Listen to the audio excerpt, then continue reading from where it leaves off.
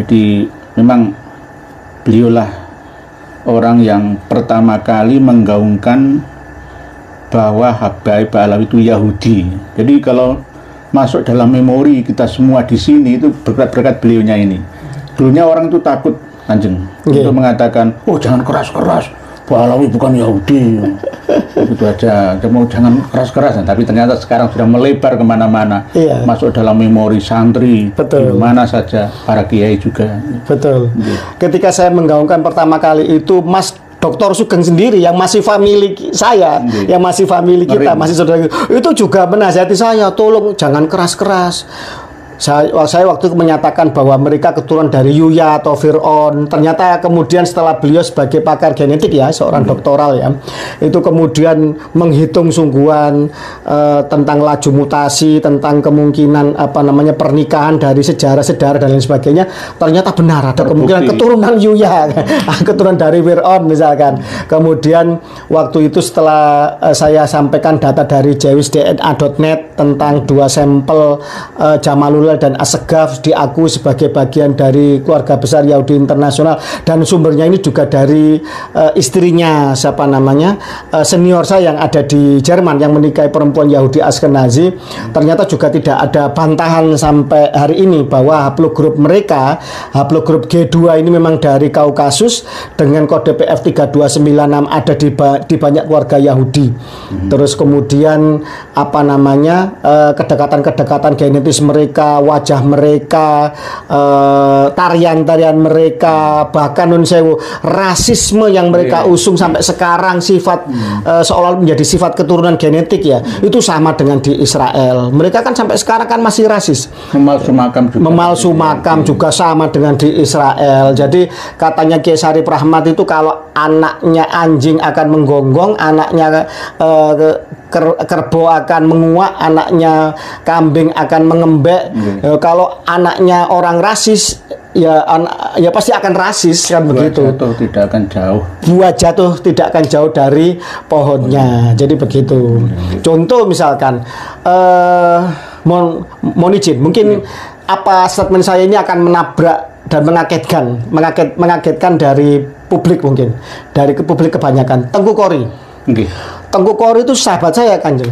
Sampai detik ini saya tidak pernah berbenturan dengan beliau, tidak pernah saya crash sama beliau. Kami tetap baik-baik saja, kami saling menghormati. Bahkan beliau pernah tidur di kepalanya di pangkuan saya. Sangat mesra hubungan kami. Tidak ada sedikit pun di antara kami crash secara pribadi atau itu. Kami saling menghormati. Jadi banyak orang yang salah sangka terhadap Tengku Kori. Tengku Kori ini dari Aceh. Memang tes DNA haplogrupnya L. Perkara L itu keturunan India, keturunan Persia, atau L dari mana, itu lain soal. Tetapi ingat, orang Aceh ini bangsa pejuang, kan begitu. Ingat Teku Umar. Teku Umar kan pernah seolah-olah tunduk pada Belanda.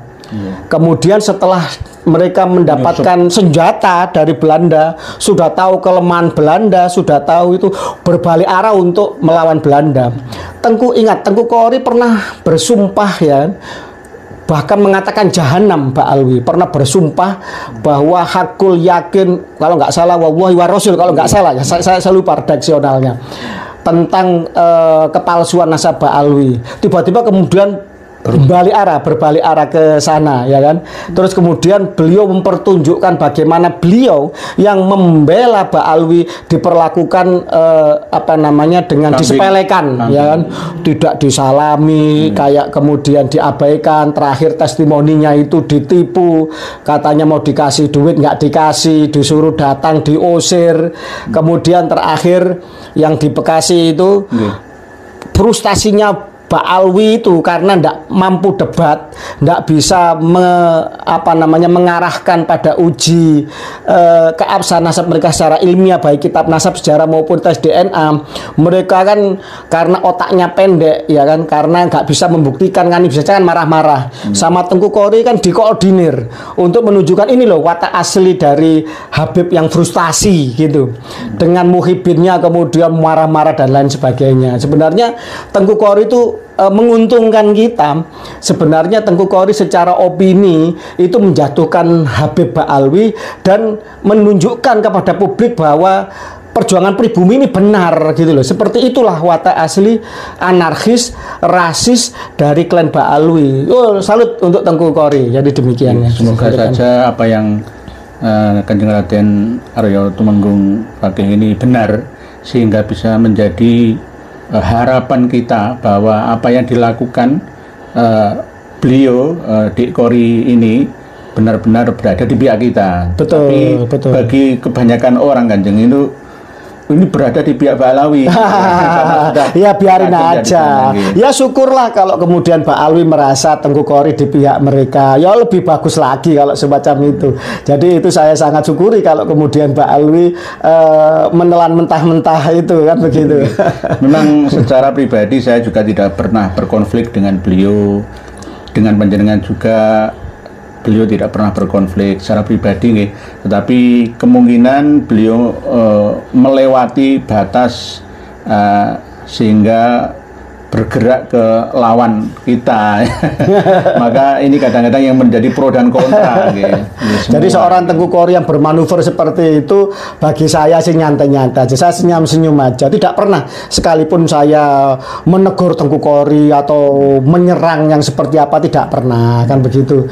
Cuma hasil tes DNA-nya haplogrup L bahwa beliau bukan garis lurus laki-laki ke Rasulullah. Beliau sudah bilang kok, kalau tes DNA saya bukan J1, bagi saya nggak masalah. Saya bukan keturunan lurus laki-laki ke Imam Ali. Pernah statement seperti itu. Sebenarnya nggak ada masalah. Semua pribumi Nusantara ini sebenarnya apapun haplogrupnya, ada yang C, yang dari orang Batak, banyak dari saudara Batak banyak yang C, seperti orang Mongol. Banyak yang O, ada juga yang L, ada juga yang R. Mungkin dulu ada persilangan pernikahan dengan orang Belanda atau orang Persia, nggak ada masalah. Al-Ghadri itu R, Al-Ghadri itu diba'alawikan, haplogrup mereka itu YDNA-nya itu R, bukan G. Jadi jelas mereka itu adalah keturunan Persia dan mereka itu bukan Ba'alawi, tapi padahal mereka diba'alawikan oleh Belanda. Dalam buku-buku sejarah yang datang ke Matan, Mempawah, Sukadana, yang akhirnya menurunkan Kesultanan Pontianak itu dari marga Jamalul Lail, Kanjeng. Padahal Jamalul Lail jenengan sudah tahu dari G, dari G. M201 itu, dari G. Dan diakui menjadi marga Yahudi. Marga Yahudi dari Kaukasus itu. Tapi anehnya ketika Al-Ghadri tes DNA kok R, bukan G. Berarti kan ada something wrong, ada sesuatu yang di-create, ada sesuatu yang direkayasa di masa silam untuk diba'alawikan. Saya yakin seperti itu. Nah, ini ada berita yang sangat-sangat menggembirakan kita ya. Di antaranya berita dari beliaunya tentang Dik Kori yang semoga saja sesuai yang beliau sampaikan ya. Harapan kita, saya juga sering menyampaikan ke publik Kanjeng bahwa saya masih tetap bisa menerima Dik Kori jika kembali ke pangkuan kita. Karena apa? Ya namanya orang kan ya yang penting taubatan nasuha gitu. Saya itu sering menyampaikan seperti itulah. Kawan-kawan itu jangan, itu pengkhianat. Nanti kalau dibuang dari pihak Ba'alawi terus kita buang juga mau kemana? Ini kita bangsa pemaaf kan? Saya pernah sangat dekat secara apa ya, secara pribadi dengan Tengku Kori, dengan Gus Arya. Saya tidak ada masalah dengan mereka berdua gitu loh. Saya tahu mereka sedang melakukan apa, sedang berakrobat apa, mereka sedang bagaimana. Saya yakin kok Gus Arya itu juga track recordnya dulu melawan 212 tahun 2017, 2018 sampai 2020-an itu juga luar biasa. Jadi kemudian ketika beliau melakukan sesuatu yang berbeda, itu sebenarnya bagi saya adalah suatu anomali yang by design. Karena apa? Yang mewawancarai saya pertama kali terkait mengenai masalah DNA Habib itu Gus Arya. Gus Arya pertama di Jakarta, tapi kemudian itu Bagus Warid ya, itu tidak berani blow up. Gus Arya lebih blow up, jadi luar biasa Gus Arya itu. Baru kemudian setelah itu di Gus Fuad. Jadi kita harus pandai-pandai lah untuk membaca. Jadi tidak bisa kita melihat seseorang itu dari potret satu peristiwa. Harus dilihat dari global. Totem pro parte dan atau pars pro toto. Melihat keseluruhan untuk mengambil kesimpulan kecil. Dan dibalik dari keping-keping kecil untuk disusun menjadi suatu analisa besar, atau kalau dikatakan menurut Bapak filsuf modern René Descartes itu atomisme logis. Bagaimana dari hal-hal kecil kita susun untuk kita melihat bangunan besar. Memotret seseorang pun juga harus demikian. Memotret Tengku Kori harus bisa juga dilihat bagaimana dia bersumpah dengan totalitas tentang kepalsuan nasabah alwi. Bagaimana dia melaknat Alwi, bagaimana dia juga dengan gigihnya pernah berantem dengan para muhibin dan lain sebagainya. Kemudian setelah itu dia berbalik arah. Harus dilihat apakah itu by accident atau by design. Saya yakin orang yang cerdas akan bisa memahami apa yang dilakukan oleh Tengku Kori. Bukan saya membela Tengku Kori, bukan. Tapi saya melihat bahwa saya pernah sangat dekat secara pribadi dengan beliau gitu.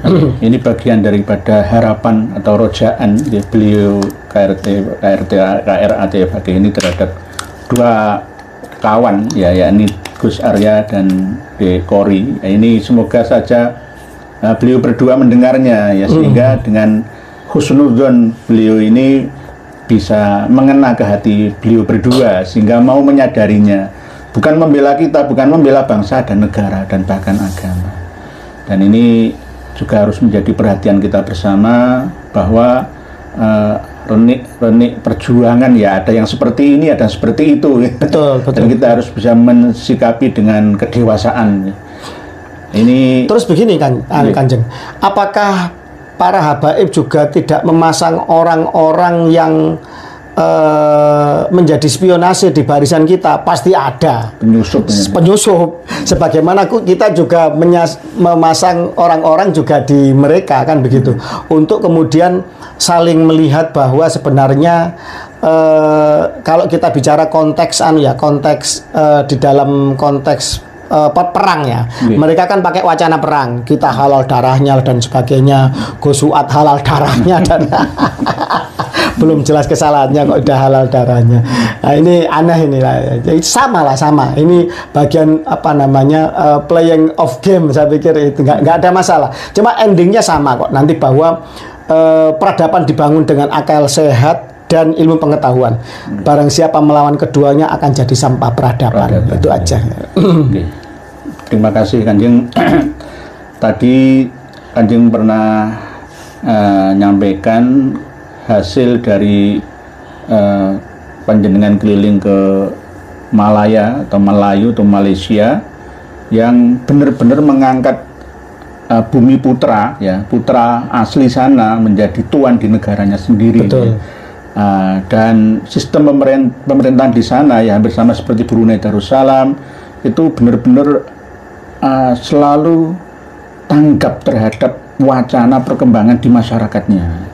Betul. Apakah ada wacana Kanjeng ya Indonesia kembali ke sistem monarki yang ada di Malaysia? Ini kan hanya wacana Kanjeng, wacana, atau mungkin demokrasi tapi mengadopsi sistem yang ada di Malaysia sana. Jadi gini, apabila ada seorang anak yang kurang beradab pada orang tuanya, pasti hidupnya tidak akan sejahtera, tidak akan benar hidupnya. Demikian juga Republik ini memiliki hutang budi kepada kerajaan-kerajaan Nusantara yang dulu memberikan kedaulatannya, wilayahnya, rakyatnya, emasnya sebagai untuk modal ya, untuk membangun negeri, untuk mencetak mata uang dan lain sebagainya. Harusnya Republik ini tidak melupakan kepada saudara-saudara tuanya yang telah dengan demikian rela untuk menyerahkan banyak hal, memberikan mandat banyak hal untuk membangun Republik ini.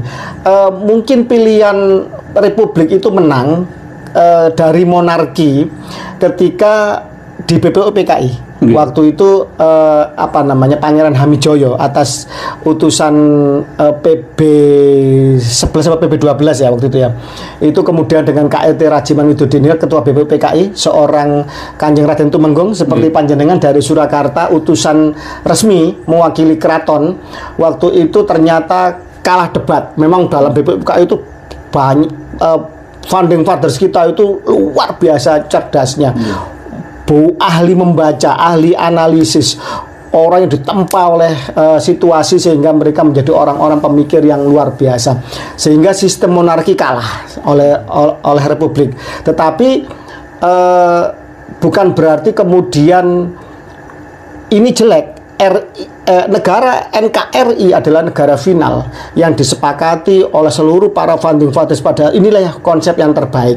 Cuma seyogianya NKRI kita ini tetap memperhatikan kerajaan-kerajaan Nusantara ini sebagai owner-owner yang asli, yang dulu memberikan kedaulatan wilayahnya, rakyatnya kepada apa namanya republik.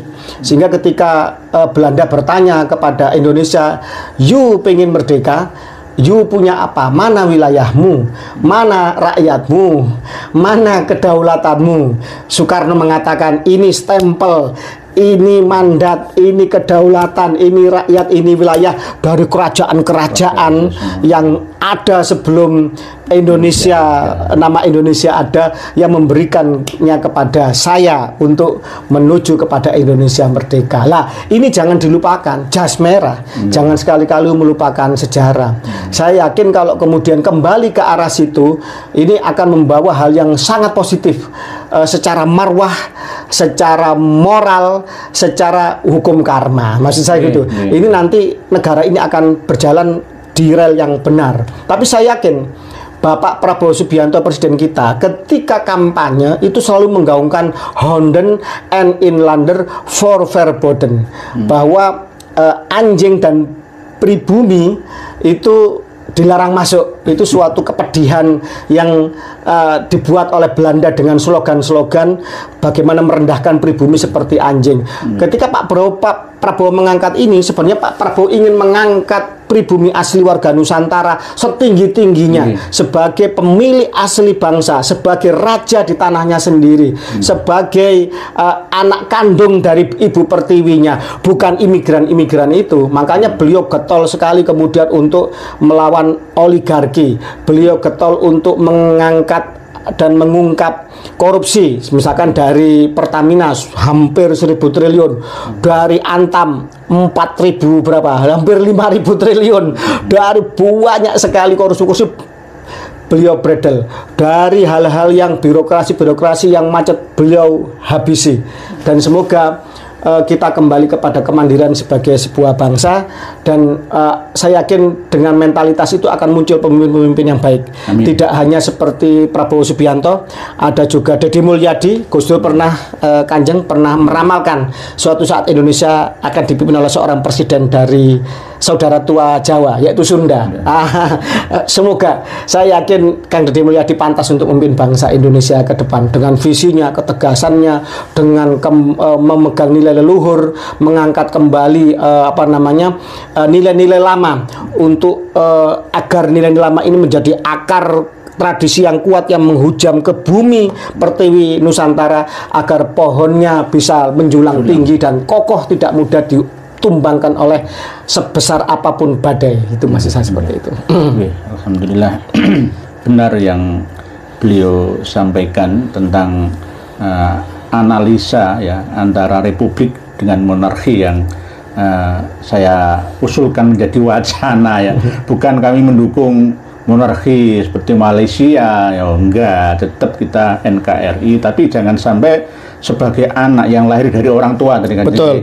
Harus birrul walidain. Betul. Dua orang tua berarti bukan hanya dua, ada ratusan kerajaan-kerajaan di Nusantara yang dulu menyumbangkan harta, wilayah dan warganya, rakyatnya untuk bergabung menjadi satu negara kesatuan Republik Indonesia. Jangan sampai ini disia-siakan.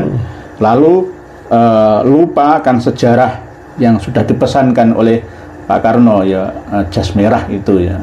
Harusnya dari pihak pemerintah sekarang kembali ke sejarah dulu Indonesia dibangun dari apa dan siapa.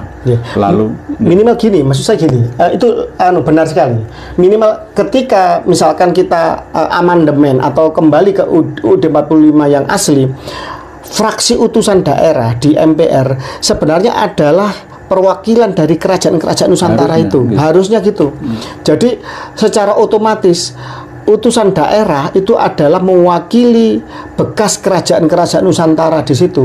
Berarti anggota DPD harusnya lebih dari yang sekarang ini. Iya, anggota utusan daerah atau DPD itu sebenarnya tidak perlu dipilih. Kalau menurut saya ya, fraksi utusan daerah yang sebagaimana UUD 45 yang asli itu harusnya dipilih oleh perwakilan dari kerajaan Kesultanan Nusantara itu sendiri sebagai owner.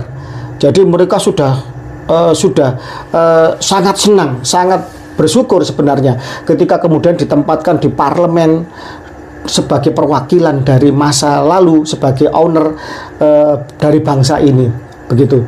Kalau toh kembali seperti misalkan Malaysia sebagai ketika kepala negara adalah yang di Pertuan Agung, salah satu raja yang bergiliran, yang sekarang Johor ya. Nah itu nanti ganti Perlis, Langor, Kelantan, dan lain sebagainya, semacam itu. Nah tidak perlu seperti itu, tidak perlu seperti itu. Tetap presiden sebagai kepala negara dan kepala pemerintahan dipilih oleh rakyat, iya. Tapi tetap harus ada perwakilan kerajaan Nusantara yang ada di parlemen. Tidak perlu dipilih oleh rakyat. Tidak perlu dipilih sebenarnya. Biar otomatis. Misalkan Jawa Tengah ada kerajaan ada Surakarta, Hadiningrat, ada Mangkunegaran dan lain sebagainya. Silakan mereka memilih siapa yang kemudian kesepakatan di antara mereka siapa yang nanti akan mewakili Jawa Tengah misalkan.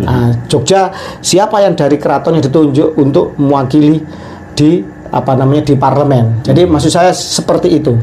Itu akan lebih baik menurut saya. Ini bagian daripada masukan karena perjuangan kita ini tidak hanya mengurusi Mbak Alawi saja, tapi visioner kan, visioner untuk benar-benar memikirkan kesejahteraan rakyat Indonesia.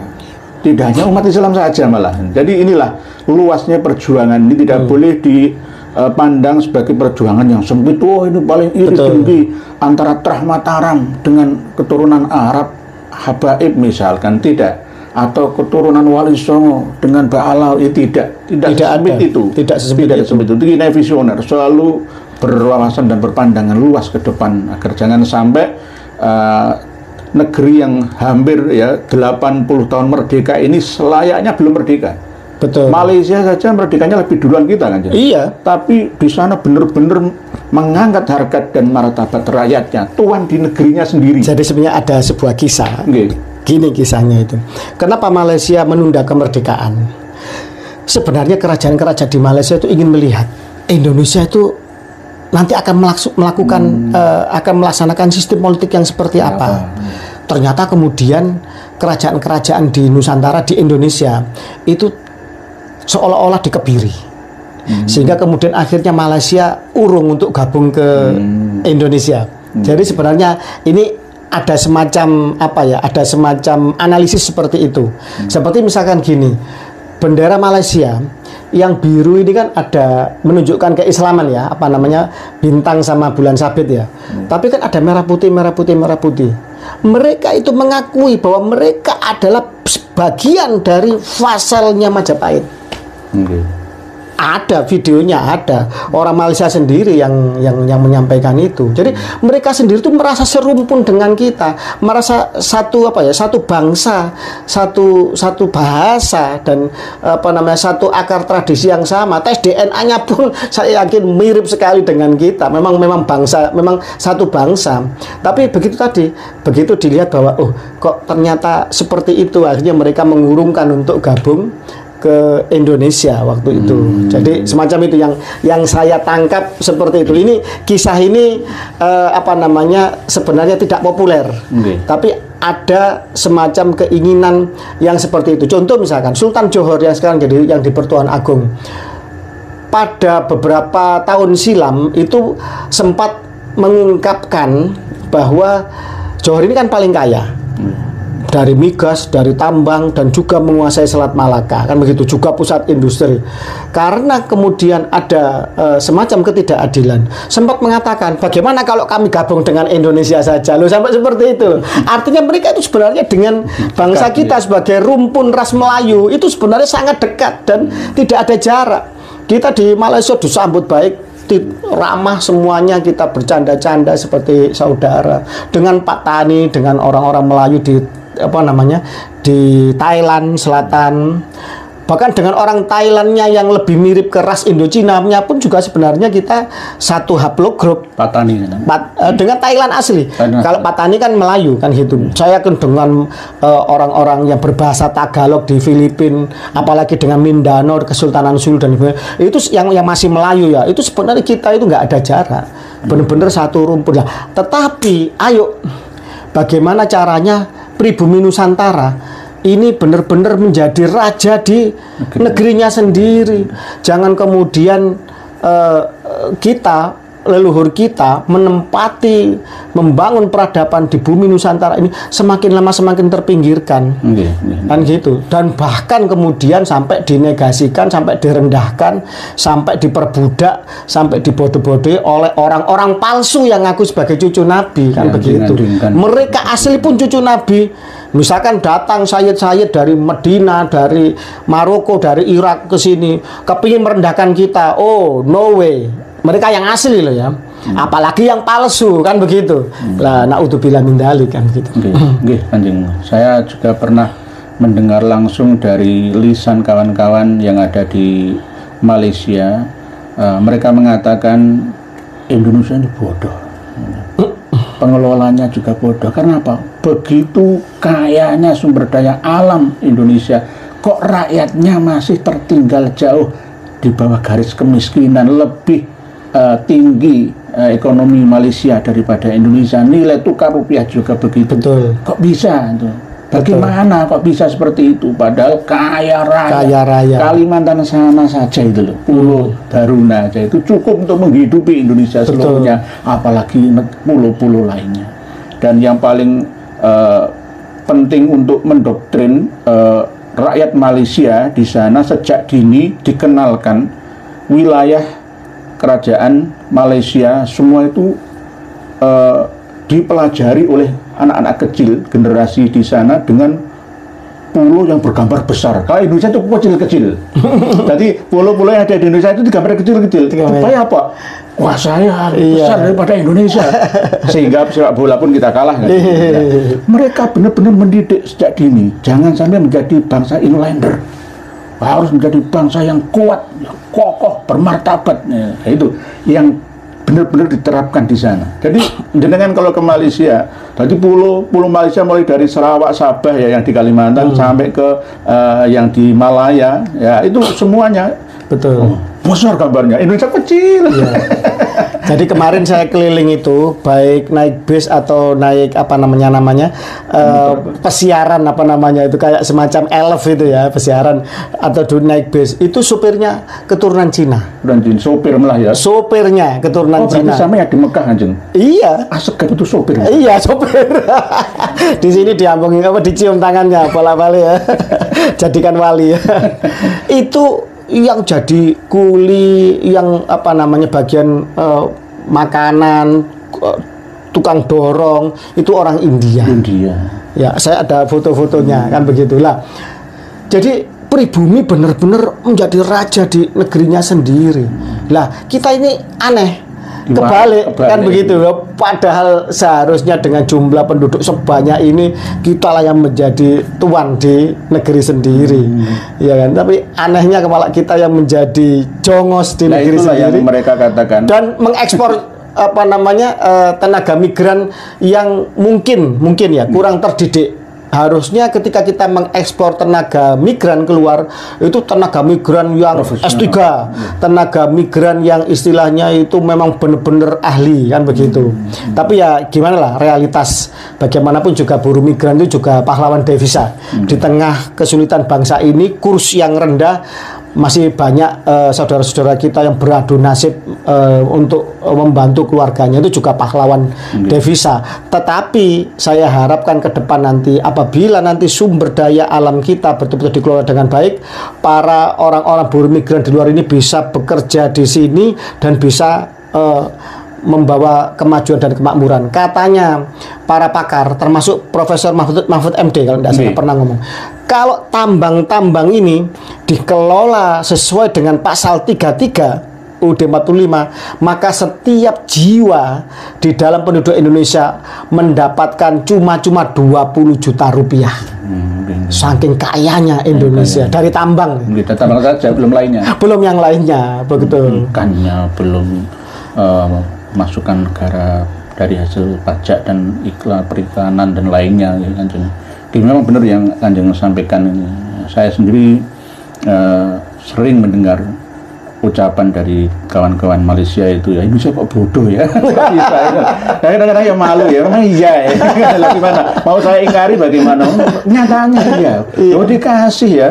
Kue-kue yang sebegini besarnya, bisa melarat negara itu bagaimana? Utangnya kemana-mana.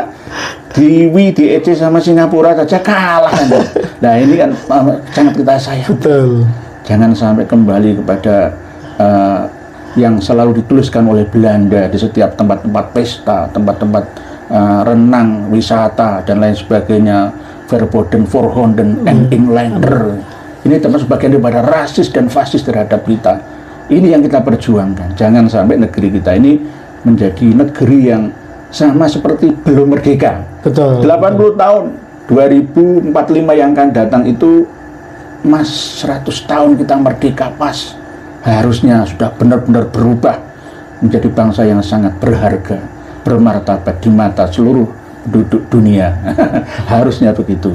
Terus kemudian gini, Kang, sebenarnya perjuangan masalah meluruskan nasab Nabi ini sudah selesai menurut saya dari sisi keilmihan. Cuma ya memang butuh kesabaran, karena memang banyak dari saudara-saudara kita pribumi sendiri yang memang tidak mau tahu, atau istilahnya itu menggunakan, jadi gini, kata Habib Stalin, haplogrup G, G M406 sama dengan Habib Habib Stalin, pemimpin komunis Rusia, Uni Soviet, menyatakan bahwa orang itu berhak bodoh, tapi banyak orang yang menggunakan kebodohannya itu secara berlebihan. Hak bodohnya itu digunakan secara berlebihan. Nah, masa gini, pribumi Nusantara ya, seperti misalkan mereka-mereka yang pinter ngaji, dari pesantren, dari apa kan gitu. Marilah kita itu berkaca dengan benar. Tidak mesti orang jadi wali itu harus cucu Nabi. Ya, tidak mesti orang alim itu harus cucu Nabi. Kutubus Sittah ini tidak ada yang cucu Nabi, tidak ada yang ahlul bait. Imam Madzhab 4 tidak ada yang ahlul bait. Artinya orang-orang brilian pinter itu tidak harus dari cucu Nabi. Lah, seperti Pak Alwi misalkan, jangan mudah tertipu. Ini cucu Nabi karena bla bla bla. Tidak mesti diperiksa dulu, diteliti dulu. Jangan gampang untuk suudon.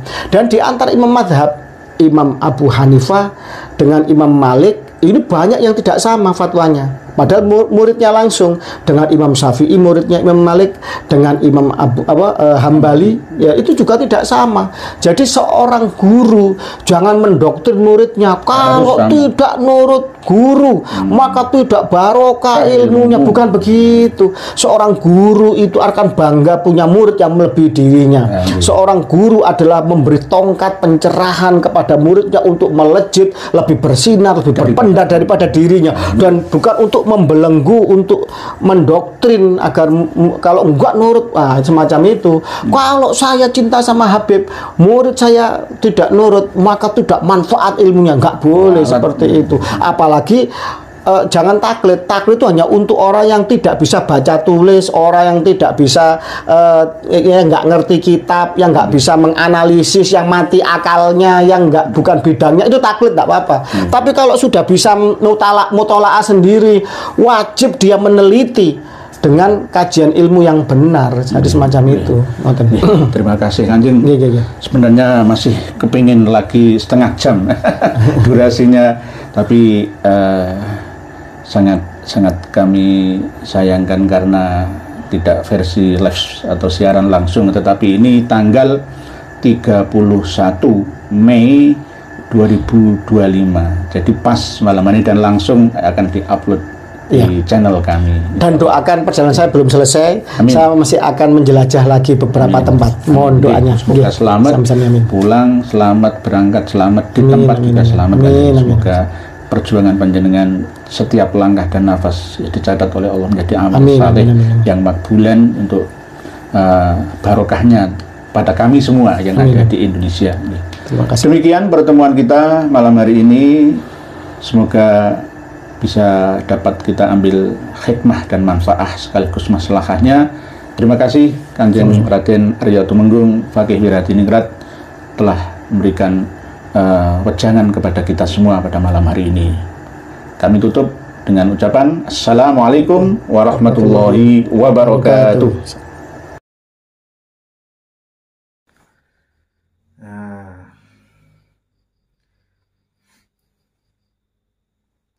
Seperti biasa, luar biasa mereka ini.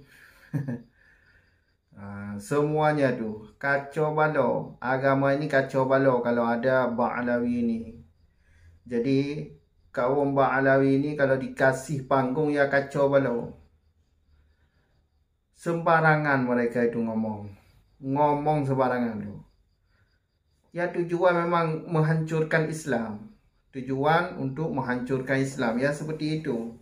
Ngomongnya nggak benar, menyalahi dengan aturan. Jadi sekali lagi berhati-hatilah dengan mereka ini. Yang perlu diingat itu jangan lihat orang itu pada zahirnya. Jangan lihat jubahnya, jangan lihat umurnya. Jangan lihat sorbannya, lihat kelakuan mereka, apa yang disampaikan oleh mereka selama ini, jejak digital mereka masih ada. Itu yang dilihat tuh. Macam-macam omongan mereka tuh. Doktrin sesat mereka itu luar biasa tuh. Anehnya tuh ini kiai-kiai atau alim atau ulama-ulama kita ini masih diam. Itu sangat menyesatkan umat. Kalian jangan diam. Sebagai ulama atau orang alim jangan diam. Itu sesat. Yang sesat. Yang sesat. Itu yang seperti itu manusia yang baik. Jadi kalau nggak mau jadi kalau nggak mau memberantas sesat, ya jangan jadi ulama. Masa ulama orang yang sudah ngaji, sudah banyak ilmu, nggak paham sesat seperti itu? Coba lihat YouTube.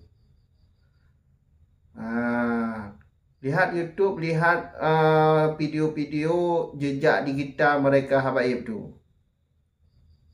Kalau segi sejarah sudah dibelokkan oleh mereka itu. Segi sejarah sudah dibelokkan oleh mereka itu. Apa yang tidak dibelokkan oleh mereka itu? Buku nikah dibilang ciptaan habaib. Lagu Indonesia dibilang ciptaan habaib. Indonesia ini merdeka gara-gara habaib. NU juga berdiri ada jasa habaib. Pahlawan-pahlawan juga diklaim habaib. Segi agama, luar biasa. Segi agama, doktrin-doktrin sesat mereka itu. Lihatlah video-video jejak digital mereka itu. Masih ada di YouTube tu. Kalau segi ilmu nasab ya sudah jelas. Sebagaimana yang telah kita ketahui bersama, mereka sudah final, bukan cucu Nabi mereka itu. Ubaidillah itu bukan anak Ahmad. Ubaidillah itu yang nggak tahu orangnya, ada atau enggak. Kalau dilihat itu asal dibuat nama itu, nama Ubaidillah, Alwi bin Ubaidillah, nama asal dibuat itu. Karena dilacak dari kitab-kitab yang semasa dengannya, orang itu nggak ada. Jadi secara ilmu, ya bukan cucu Nabi lah mereka itu. Nah, kalau dilihat dari ilmu DNA, ya jelas Yahudi. Kalau dilihat dari ilmu DNA, jelas Yahudi. Dilihat dari kesesatan mereka itu, kitab-kitab kesesatan mereka itu, kemungkinan besar Yahudi. Dari DNA jelas Yahudi. Sesat lagi. Coba kalau kalian yang punya ilmu agama, coba lihat jejak di kitab mereka itu, masih Islam atau kafir. Coba dilihat. Banyak dalil-dalilnya itu. Makanya jangan ketipu dengan orang-orang preman-preman modern ini.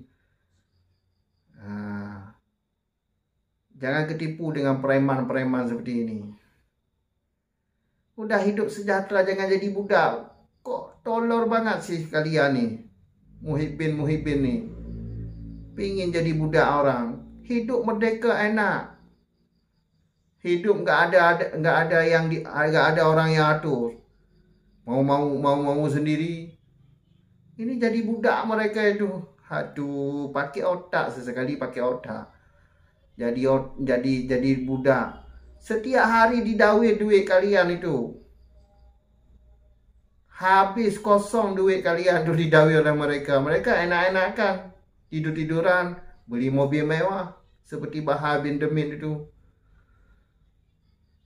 Sadar. Jangan jadi budak. Cukup sekian dulu. Sampai jumpa di video selanjutnya. Akhir kata, Assalamualaikum warahmatullahi wabarakatuh.